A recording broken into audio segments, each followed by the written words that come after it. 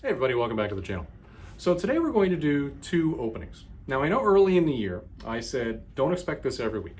It's not going to happen because quite frankly nobody can afford to do that. It's just not reasonable. Unless you're sitting here going for shock value on YouTube and Instagram and saying look at all these fantastic things I open.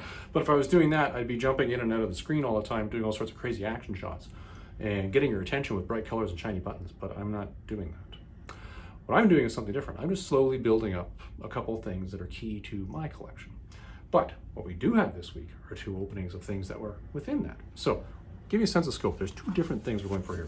This is one, okay. This is good. This is good. This is good.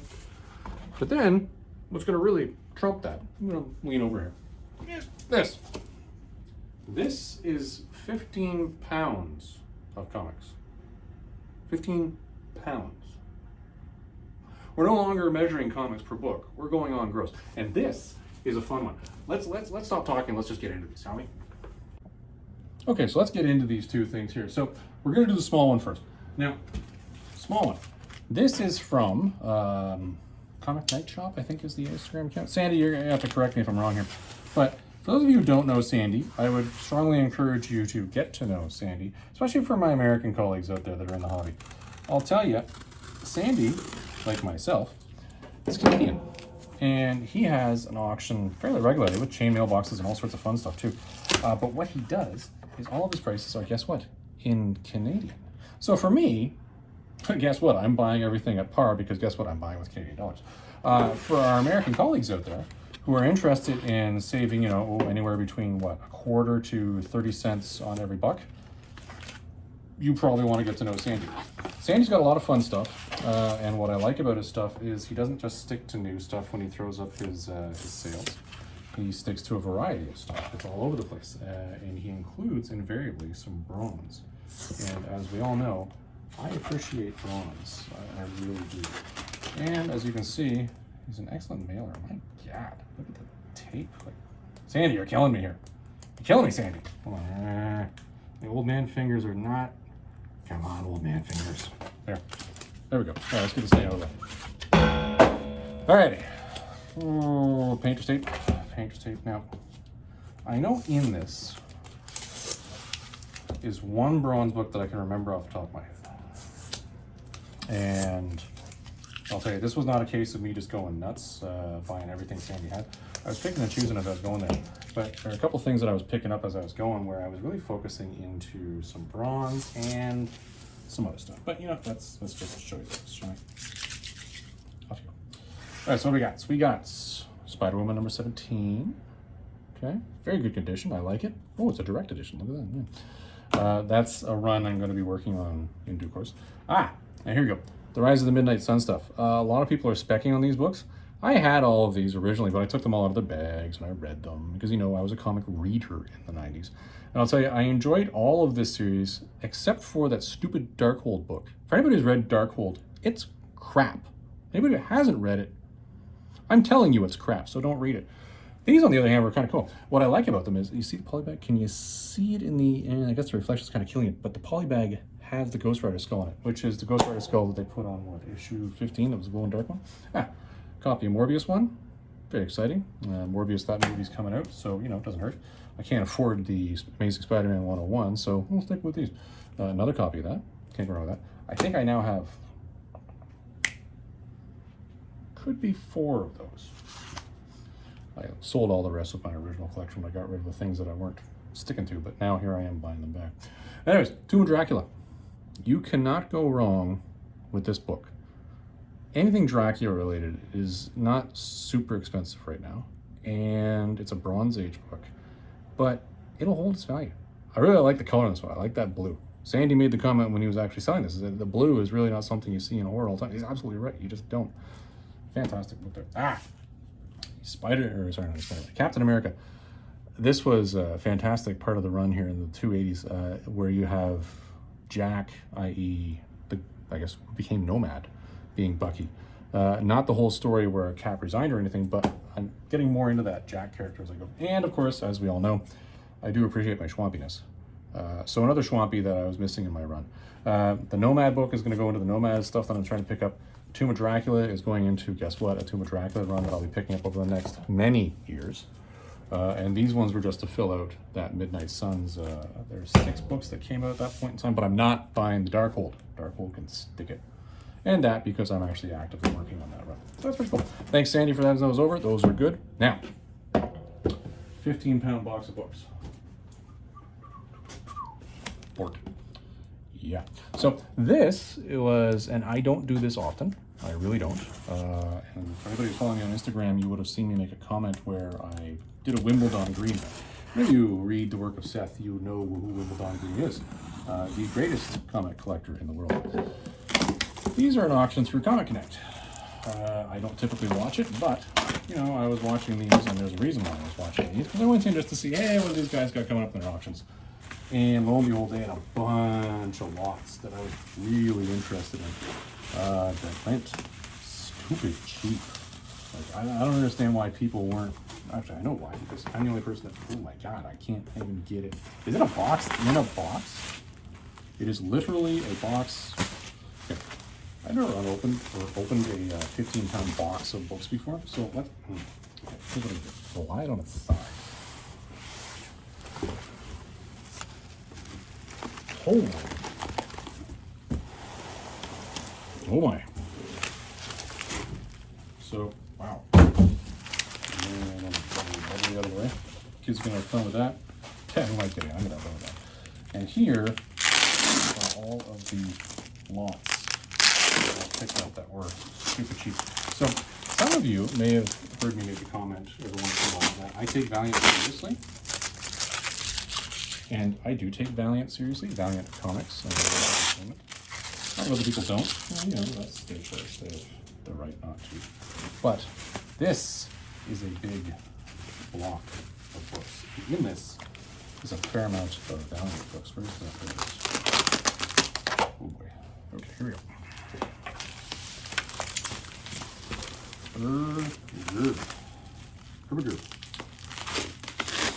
So much bubbly to, oh boy. Okay, so we're getting down to the core now. What do you think? Something like this? Sure.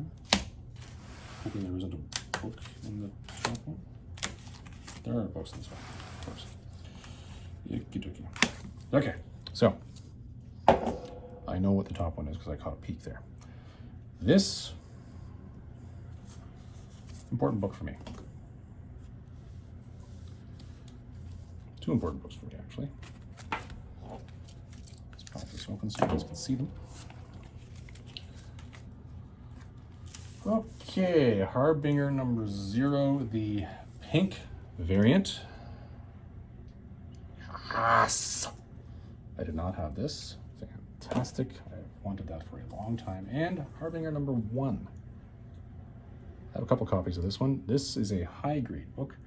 They said the estimated range between the 2 of these was 9.2 to 9.8. I'm looking at them here. That pink cover is stunning. I don't see any blunting on this. Maybe it's something to do with the back cover. I don't know. Either way, very good. So yes, I do take my Valiant seriously. Very cool. That's super cool.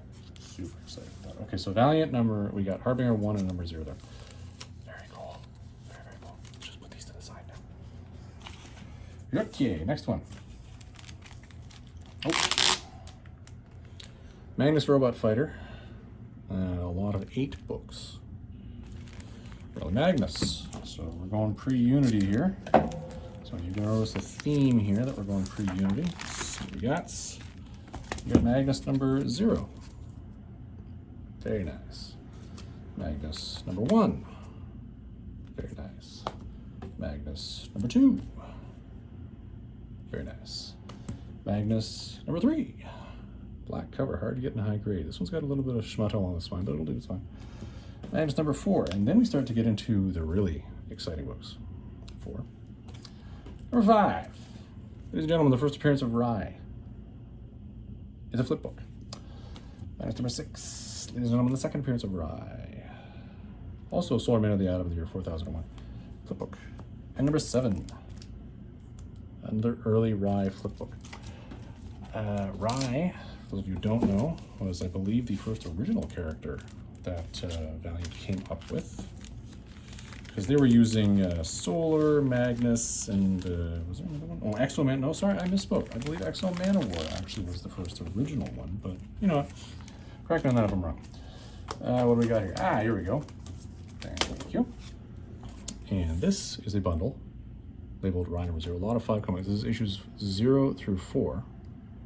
And in this, these again, what stupid cheap.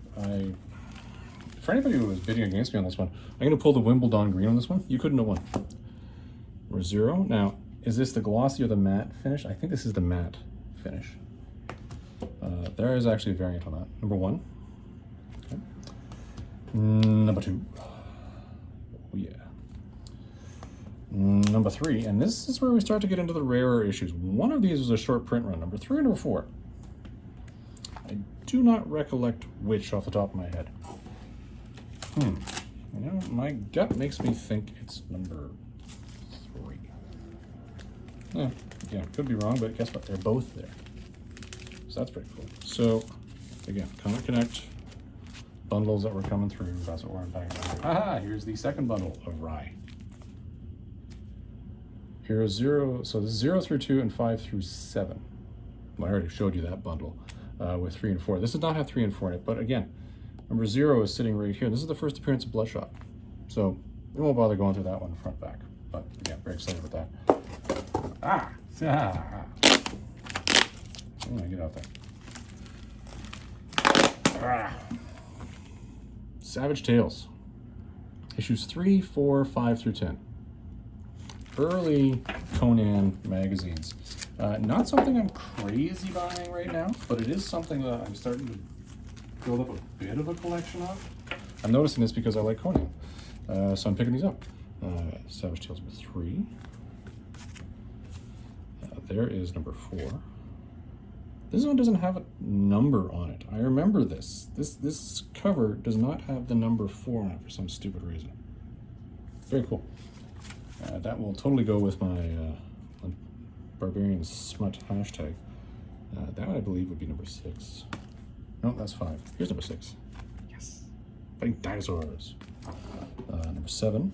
Oh, this is in ridiculous good shape. They've made a note there that's 9.4. Yeah, that's stunning. Number 8. Number 9. Very cool. Number 10. The Boris cover on that. Just stunning. Stunning. Again, stupid cheap.